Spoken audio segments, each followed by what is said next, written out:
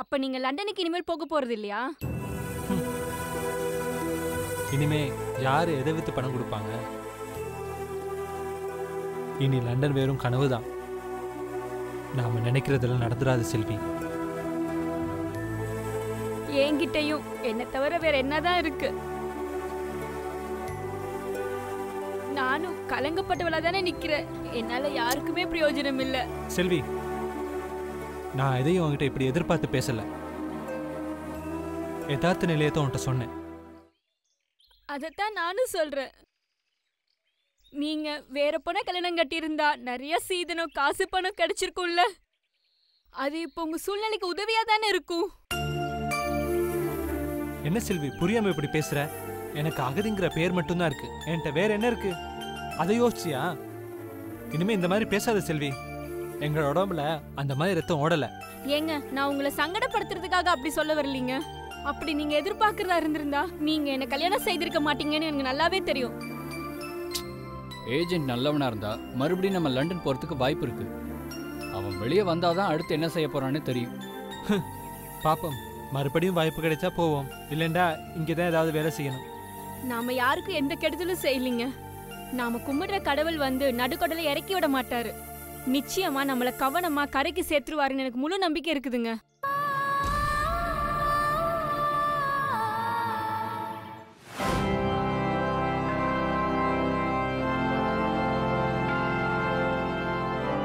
மனசுக்கு ரொம்ப வருத்தமா இருக்கு ஃபாதர். அதான் உங்களை பார்த்துட்டு போலான்னு வந்தேன்.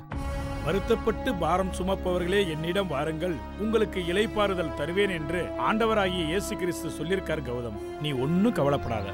இயேசு நமக்கு மன நிம்மதியே கொடுப்பார். அதனாலதான் ஃபாதர் இங்க வந்தேன். சரி, அண்ணே அக்கா எல்லாரும் எப்படி இருக்காங்க? எல்லாம் நல்லா இருக்காங்க ஃபாதர். செல்வானாவை லண்டனுக்கு கூட்டிட்டு போறேன்னு ஒரு ஏஜென்ட் கூட்டிட்டு போனாரு. ஆனா போலீஸ் பிடிச்சிட்டாங்க. உங்க அண்ணனை போலீஸ் பிடிச்சிட்டாங்களா? இல்ல ஃபாதர், அண்ணன் வந்துட்டாரு. கூட்டிட்டு போன ஏஜென்ட் தான் போலீஸ் கிட்ட மாட்டிக்கிட்டான். அதுக்காக கடன் வாங்கி கொடுத்த காசும் மாட்டிக்கிச்சு. அதான் எல்லாரும் குழப்பத்துல இருக்காங்க ஃபாதர். அக்காவையும் கூட்டு வந்திருக்கலாமே கௌதம். அக்காவுக்கு நேரமே இல்ல ஃபாதர். ஹாஸ்பிட்டலுக்கு வேலைக்கு போறாங்க. ஃபாதர், எனக்கும் இங்க ஒரு வேலை போட்டு கொடுத்தீங்கன்னா கர்த்தருக்கு ஊழியம் செஞ்சபடியே இங்க கீபோர்டு வாசிச்சுட்டு இருப்பேன்ல.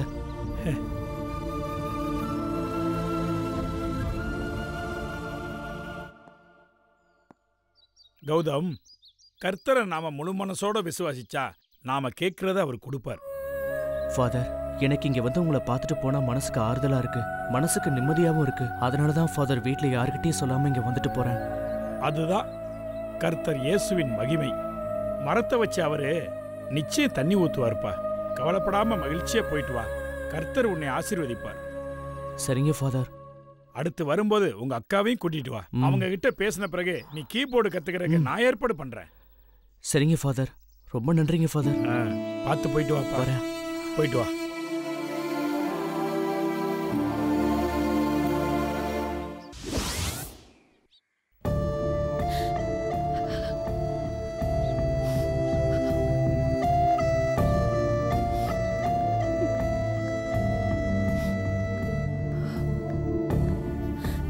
துளசி அக்கா, ஏன் இங்க உட்கார்ந்திருக்கீங்க?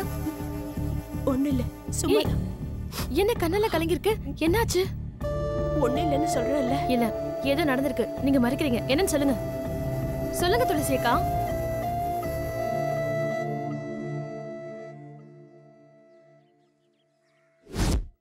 என்ன பேசிட்டு இருக்க? என்ன பண்ணிருக்க தெரியுமா? எனக்கே தெரியாம டெஸ்ட் எடுத்து இப்ப என்ன பொட்டேன்னு சொல்லுது. என் பொண்டாட்டி கர்ப்பம், இந்த அம்மா தான் லெட்டர் கொடுத்துச்சு. இந்த லெட்டர் என்கிட்ட தான் இருக்கு. அதை வச்சு உன் மேல கோர்ட்ல கேஸ் போட்டு உள்ள தள்ளுறேன்னு மட்டும் பாரு. நமக்கு உதவி பண்ண போய் அந்த டாக்டருக்கு வேற வீணா கெட்ட பேரு. இனிமே அவங்க முகத்துல எப்படி முழிக்க முடியும்? இவ்வளவு தூரம் நடந்துருச்சா? உங்க நல்ல மனசு புரிஞ்சுக்காம இவங்க இப்படி கீழ்த்தரமா நடந்துக்கிட்டதை நினைச்சா அவன் எல்லாம் மனுஷ ஜென்மமா நினைக்க தோணுது. இல்ல, அவன் மனுஷன் ஜென்மமே இல்ல. மிருகத்துக்கு மட்டும்தான் தான் என்னத்தை தானே அடிச்சு சாப்பிடுற குணம் இருக்கும். அந்த குணம் இளங்கோக்கும் இருக்கு. நான் கர்ப்பமா இருக்கிறதா நாடகம் தான் போட்டேன். 8 வருஷமா குழந்தை பாக்கியம் இல்ல. கர்ப்பமா இருக்கேன்னு சொன்னாலாவது அவர் சந்தோஷப்படுவாருன்னு நினைச்சேன். ஆனா அவர் சந்தோஷப்படல. என் கர்ப்பத்தை கலைக்கிறதுக்காக டாக்டர் கிட்ட போய் அபார்ஷன் பண்றதுக்கு மாத்திரை வாங்கிட்டு வந்திருக்காரு. அது மட்டும் இல்ல, அது எனக்கே தெரியாம என் மேல பாசம் இருக்கிற மாதிரி நடிச்சு அந்த மாத்திரைய ஆம்லெட்ல கலந்து எனக்கே ஊட்டி விட்டாரு. என்ன துளசி அக்கா சொல்றீங்க? இப்படி எல்லாம் பண்ணிருக்கான்? நல்ல வேளை அபார்ஷன் மாத்திரைன்னு சொல்லி டாக்டர் விட்டமின் மாத்திரை கொடுத்திருக்காங்க. இளங்கோ ரொம்ப கேவலமான ஜென்மம் தான். இவ்வளவு தூரம் நடந்ததுக்கு அப்புறம் நீங்க ஏன் கர்ப்ப நாடகம்லாம் போடுறீங்கக்கா? அத்தை நீங்க கர்ப்பமா இருக்கறத நினைச்சு ரொம்ப சந்தோஷமா இருக்காங்க. ஆனா ஒரு நாள் நீங்க கர்ப்பம் இல்லைங்கிற விஷயம் தெரிஞ்சா என்ன ஆகும்? நீங்க அத்தையோட கோபத்துக்கு ஆளாகணும். உங்ககிட்ட எந்த குறையும் இல்ல, எல்லா குறையும் இளங்கோ கிட்டதான் இருக்குன்னு ஊர் உலகத்துக்கும் குடும்பத்துக்கும் புரிய வைங்க. அப்பதான் இளங்கோவுக்கு புத்தி வரும். யாழினி, அவரு வேணா என்ன தாலி கட்டின மனைவியை ஏத்துக்காம இருக்கலாம். ஆனா நான் அப்படி இருக்க முடியாது. வாழ்வோ சாவோ அது கடைசி வரைக்கும் அவர் கூட தான். அவருக்கு தான் குறை இருக்குன்னு மத்தவங்க குத்தம் சொன்னா அது அவரால் தாங்கிக்கவே முடியாது. அவரால் மட்டும் இல்ல, என்னாலையும் தாங்கிக்க முடியாது. நான் இப்ப எல்லார்கிட்டயும் இந்த உண்மையை சொன்னா அவர் காலம் முழுக்க மத்தவங்களோட பழி சொல்லுக்கு ஆளாக வேண்டி வரும். அந்த நிர்பந்தத்தை நானே உருவாக்க வேண்டாம்னு நினைக்கிறேன். அதனால இன்னும் கொஞ்ச நாளைக்கு இந்த கர்ப்ப நாடகம் நடத்திதான் ஆகணும். அதுக்கப்புறம் இந்த நாடகத்துக்கு நானே ஒரு முடிவு எடுத்துருவேன். அது கண்டிப்பா என்ன பாதிக்குமே தவிர அவரை பாதிக்காது. அவர் என் கழுத்துல கட்டின தாலிக்கு இதை விட ஒரு மனைவியா வேற எந்த கைமாறும் செய்ய முடியாது. அதனால இந்த நாடகம் தொடரட்டும்னு நினைக்கிறேன். உங்க இஷ்டம். ஆனா நான் ஒண்ணு சொல்றேன், உங்க நல்ல மனசு யாருக்குமே வராது. நீங்க அவனுக்கு மனைவியா வர்றதுக்கு பூர்வ ஜென்மத்துல இளங்கோ ஏதோ ஒரு புண்ணியம் பண்ணிருக்கான். அவர் ஏதோ புண்ணியம் செஞ்சதுனால நான் அவருக்கு மனைவியா கிடைச்சிட்டேன். ஆனா நான் என்ன பாவம் செஞ்சனோ எனக்கு அவர் புருஷனா கிடைச்சிருக்காரு. இங்க பாருங்க, அழாதீங்க துளசி அக்கா, எல்லா நிலைமையும் மாறும். அவர்கிட்ட பேசி ட்ரீட்மெண்ட்டுக்கு மட்டும் நீங்க சம்மதிக்க வைங்கக்கா. சம்மதிக்க வச்சிடலாம். ஆனா இனிமே அந்த ஹாஸ்பிட்டலுக்கு எப்படி போக முடியும்? நானே டாக்டர் முகத்துல எப்படி முழிக்க போறேன்னு தான் தெரியல. இருந்தாலும் அவங்க ரொம்ப நல்லவங்க. நம்ம சூழ்நிலை அவங்க கண்டிப்பா புரிஞ்சுப்பாங்க. நான் அவங்க கிட்ட பேசுறேன். நான் உங்ககிட்ட மன்னிப்பு கேட்டேன்னு சொல்லு. கண்டிப்பா சொல்றேன். அவங்க ஏத்துக்குவாங்க. அழாதீங்க, வாங்க உள்ள போலாம்.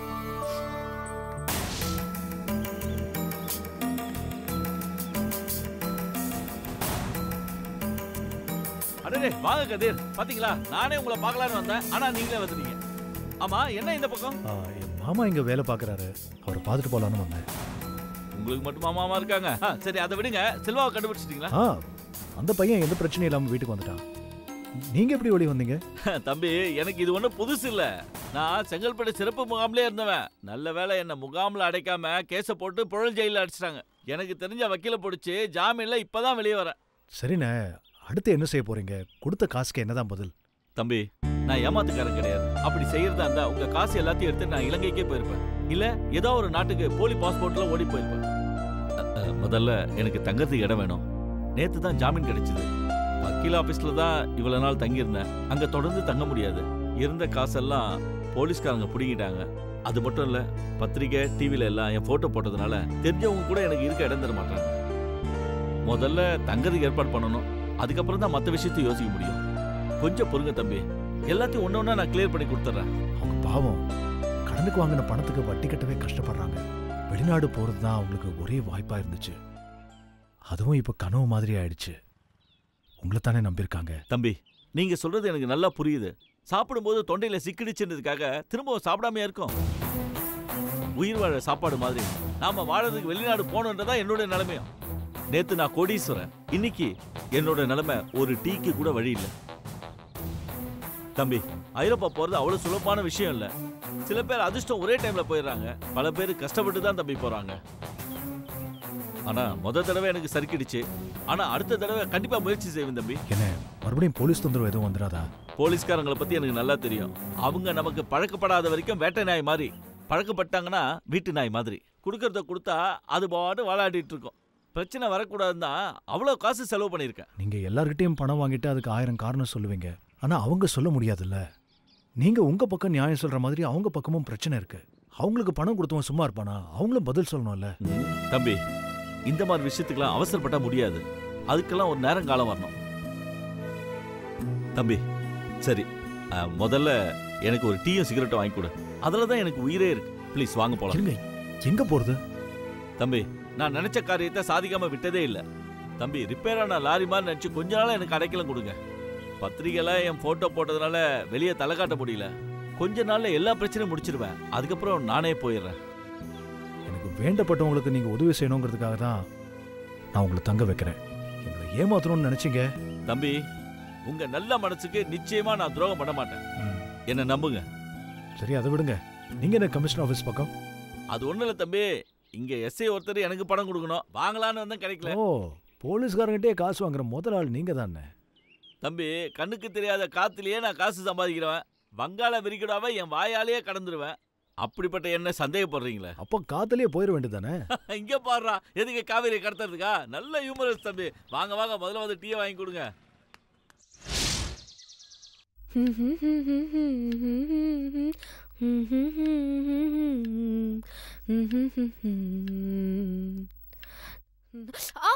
ஏய் ராகினி, என்னாச்சு? என்னாச்சு? ஒண்ணும் இல்லை யாழினி. என்ன ஒண்ணுல கிண்ணலங்கற? உனக்கு எதுக்கு இந்த தேவையில்லாத வேலைலாம்? உன்னை யார் சமைக்க சொன்னது? அதை முதல்ல சொல்லு. அத்தை பார்த்தாங்கன்னா சண்டைக்கு வருவாங்க. என்ன நினைப்புல நீ நறுக்கிட்டு இருக்க இப்போ? உங்க அண்ணன் நினைப்புலதான். இது பாரு, விளையாடுற ராகினி. ஏய், நான் எங்க விளையாடுறேன்? உன் அண்ணன் தான் என்கிட்ட கண்ணாமூச்சி ஆடுறாரு. அப்படிலாம் பேசாதம்மா. அத்தை பார்த்தாங்கன்னா என்ன நினைப்பாங்க? இங்க பாரு, மாமாவுக்காக கடற்கரைக்கு போய் நானே வஞ்சிர மீன் பார்த்து வாங்கி குழம்பு வச்சிருக்கேன். அது பத்தாதுன்னு மாமாவுக்காக வெங்காய பச்சடி செஞ்சுட்டு இருக்கேன். உன்னை யாரு சமையல் வேலையெல்லாம் செய்ய சொன்னது? குடிங்க. ஏன் வேலையை செய்யறதுக்கு என்ன யார் சொல்லணும்? சமையல் பண்றது உன் வேலையா? ஏன் வருங்கால புருஷனுக்கு வாய்க்கு ருசியா சமையல் பண்றது ஏன் வேலைன்னு நான் நினைக்கிறேன். நீ என்ன நினைக்கிற?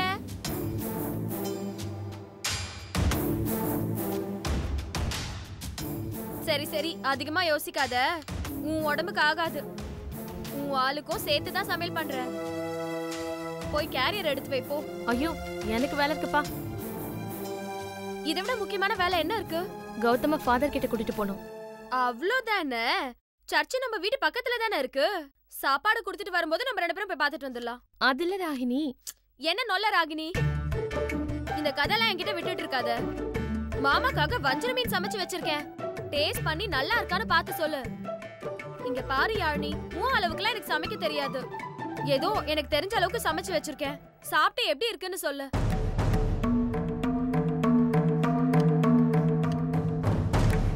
ஏய், அத்தை உனக்கு எல்லாம் தான் கத்து கொடுத்துருக்காங்க. நீயும் நல்லா தான் சமைக்கிற. இருந்தாலும் உங்க அம்மா சமையல் மாதிரி வருமா?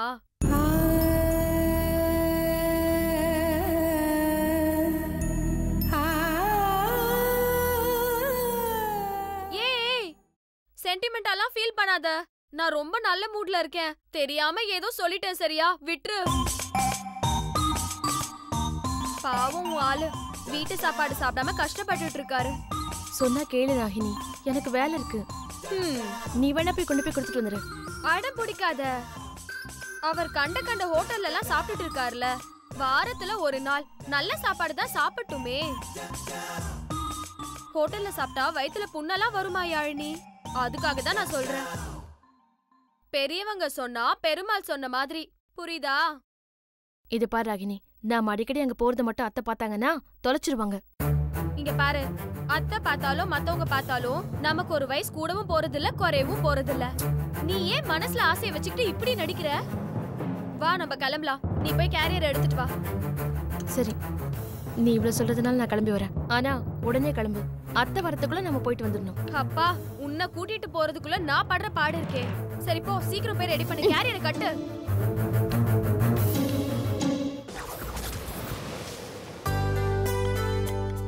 செல்வி, இன்னைக்கு என்னம்மா சமையல்? காரக்குழம்பு வச்சிருக்கேங்க. கந்தண்ணா, நான் வெங்காயத்தை வெட்டி தரேன். எனக்கு முட்டை பொடி மாஸ் பண்ணி கொடுங்கண்ணா. செல்வி, நீ சும்மா தானே இருக்க, அவர் என்னத்துக்கு வேலை வாங்குற? உங்களுக்கு என்னங்க பிரச்சனை? நீங்களும் சின்ன சின்ன வேலை செய்ய மாட்டீங்க, அவரையும் செய்ய விட மாட்டீங்க. கந்தன் சிறப்பு முகாம்ல இருந்தப்ப நான் தானே எல்லா வேலையும் செஞ்சேன்.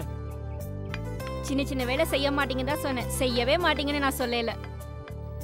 ஊர்ல நான் ஒரு வேலையும் செஞ்சதில்ல. அம்மாவுக்கு கூட அண்ணா தான் உதவி பண்ணுவாங்க. நான் வேலை செஞ்சதை பார்த்தா அப்பா அண்ணாவை தான் திட்டுவாங்க. அப்ப ஆரம்பிச்ச அண்ணா இன்னைக்கு இந்த அளவுக்கு வேலை செஞ்சு கொடுத்து பழக்கிட்டார் தெரியுமா? செல்வா விடுங்க, அவ ஊர்ல தான் அப்படி பழகிட்டா. இது ஒன்றும் பெரிய கஷ்டமான வேலை இல்லை. எனக்கு பழகி போச்சு.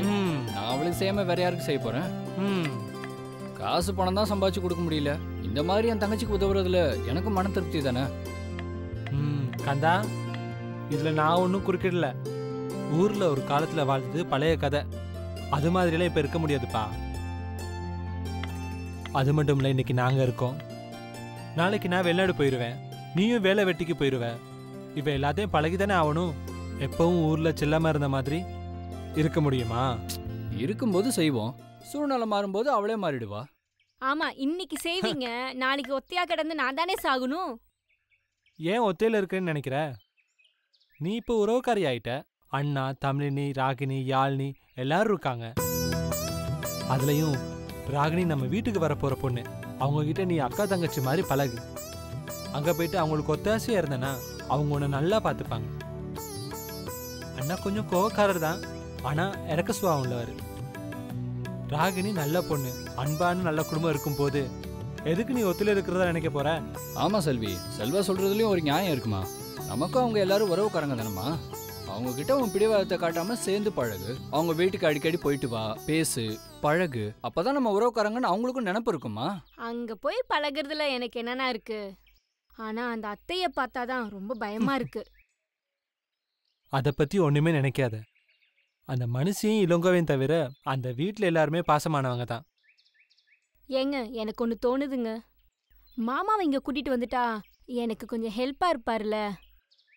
அவரும் எனக்கு அப்பா மாதிரி தானே. என்ன செல்வி இப்படி பேசுற? நம்ம சுயநலத்துக்காக எதுக்கு நாம அவங்க குடும்பத்தை பிரிக்கணும்? அதெல்லாம் நல்லா இருக்காதுமா. தேவைன்னா நாம எல்லாரும் தான் போகணும், அதான் உறவு. அப்பதான் ஆத்திர அவசரத்துக்கு உதவியா இருக்குமா. இல்ல இல்ல, நான் சும்மா தான் ஒரு பேச்சுக்கு சொன்னேன். வெளிநாட்டுல எங்க ஜனங்கள் எவ்வளவு பிரச்சனை எதிர்கொண்டு தான் இருக்காங்க தெரியுமா?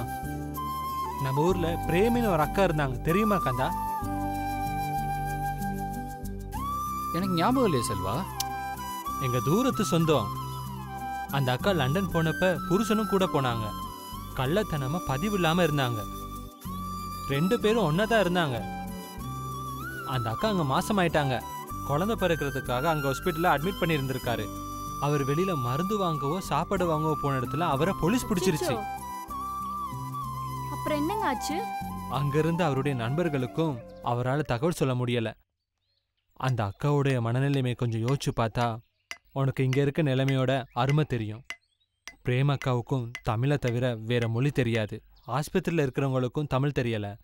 அங்க அவங்க குழந்தை பெற்ற டைம்ல பக்கத்துல யாருமே இருக்க முடியல. என்ன செய்ய முடியும்? யார சொல்ல முடியும்? எந்த சூழ்நிலையிலையும் தைரியத்தை எதிர்கொள்ற மனநிலைமை வேணும். அதுக்காக தான் இதை சொல்றேன். சரி, அது இருக்கட்டுங்க. அப்புறம் அந்த அக்காக்கு என்னதான் நடந்துச்சு? உளவியல் ரீதியா பாதிக்கப்பட்டதுக்கு அப்புறம் நண்பர்கள் வந்து உதவி செஞ்சாங்க. வாழ வந்த இடத்துல அக்கம் பக்கம் தான் மாமா, மச்சான், அண்ணன், தம்பி எல்லாருமே. இப்பதான் உனக்கு கூட்டு குடும்பமும் நிறைய பேர் இருக்காங்களே, பிறகு என்னமா உனக்கு பிரச்சனை? சரிங்க, எல்லாத்தையும் நான் பாத்துக்கிறேங்க. நான் போய் முட்டைப்பொடி மாஸ் செய்யறேன். வேலையை முடிச்சிட்டு சாப்பிட வாங்க.